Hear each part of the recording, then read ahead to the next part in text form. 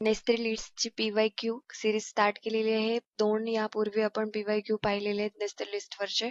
त्यात with answer त्याचे video आपल्याला डिस्क्रिप्शन बॉक्समध्ये लिंक मिळून जाईल. त्यावरची थेरीही आपण पाहिलेली आहे. त्याचीही लिंक तुम्हाला डिस्क्रिप्शन बॉक्समध्ये मिळून जाईल. तर आपण बघूयात नेस्टेड लिस्टचा तिसरा PYQ. क्वेश्चन असा होता की write a HTML program to display list of 2 subject in unorder list and add chapter name any 2 chapter name under each subject in order format. Okay, order list format मध्ये. या क्वेश्चनला काय सांगितलंय की 2 सब्जेक्टचे नेम आपल्याला अनऑर्डर लिस्ट मध्ये लिहायचे. त्या प्रत्येक सब्जेक्टच्या खाली त्यांच्या चॅप्टरचे नाव, 2 चॅप्टरचे नाव लिहायचे आपल्याला ते ऑर्डरिंग फॉर्मॅट मध्ये. याचं आन्सर कसं असेल तुम्हाला, तर आन्सर असं दिसेल बघा. मॅथ आणि IT मी असे 2 सब्जेक्ट घेतले, तर ते कशामध्ये अनऑर्डर फॉर्मॅट मध्ये, आणि त्याचे जे काही प्रत्येकी चॅप्टर नेम आहेत ते ऑर्डरिंग फॉर्मॅट मध्ये. यासाठी तुम्हाला कोड एक्झाम मध्ये तुम्हाला राईट करायचा असतो. चला तर बघूयात या आन्सर साठी कसा कोड असेल. ठीक आहे, तर बघा आपण पहिलं सांगितलंय अनऑर्डर लिस्ट. अनऑर्डर लिस्ट कशी स्टार्ट होते, unordered list start with UL tag. Unordered list start with UL tag, close with /UL tag. Okay, unordered list start with UL tag, close with /UL tag. Unordered लिस्टचे listing item कोण आहेत, math आणि IT असे 2 listing item आहेत. आपण ते कशात लिहितो, LI टॅग मध्ये मेन्शन करतो आपण. ठीक आहे, तर LI टॅग मध्ये लिहिणार आपण मॅथ, पहिला लिस्टिंग आयटम LI क्लोज. ठीक आहे, दुसरा लिस्टिंग आयटम कोणता आहे, दुसऱ्या लिस्टिंग आयटमचं आपण इथे सब्जेक्टचं नाव घेतलंय LI मध्ये, घेणार ते IT.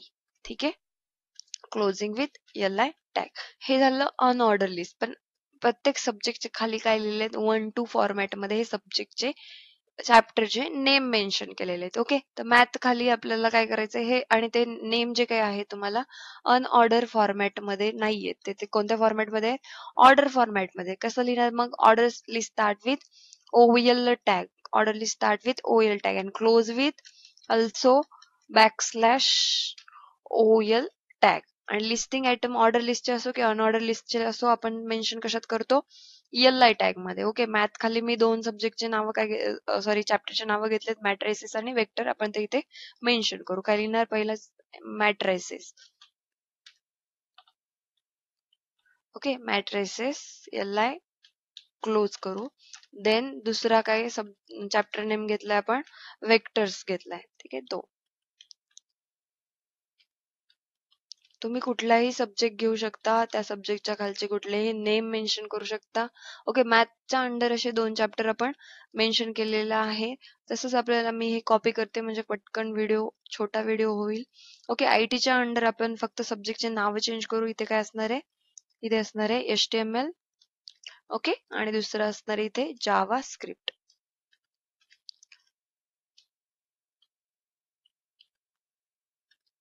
ओके, ठीक आहे. तर हे बघा, आपल्याला सांगितलं होतं की अनऑर्डर लिस्ट मध्ये सब्जेक्टचे नेम असले पाहिजे, म्हणून आपण UL स्टार्ट केला, UL क्लोज केला, आणि त्याचे लिस्टिंग आयटम लिहिले मॅथ आणि IT.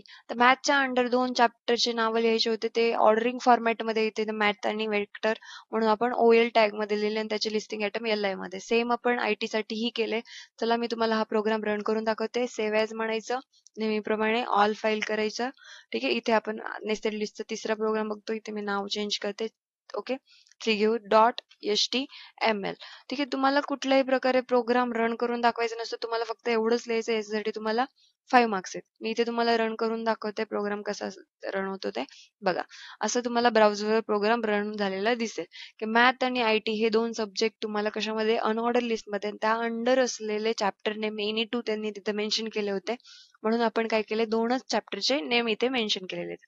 ते कशामध्ये आहेत, ऑर्डरिंग फॉर्मॅट मध्ये, म्हणून आपण इथे OL टॅग मध्ये लिहिलंय हे, आणि हे 2 अनऑर्डर लिस्ट फॉर्मॅट मध्ये. हा झाला तुमचा तिसऱ्या नंबरचा PYQ. नेक्स्ट PYQ आपण घेऊयात. ऑर्डर लिस्ट अनऑर्डर लिस्टचे आपण भरपूर PYQ पाहिलेले. तर आपण आता दुसरा एखादा HTML प्रोग्राम बघूयात. ठीक आहे, थँक्यू.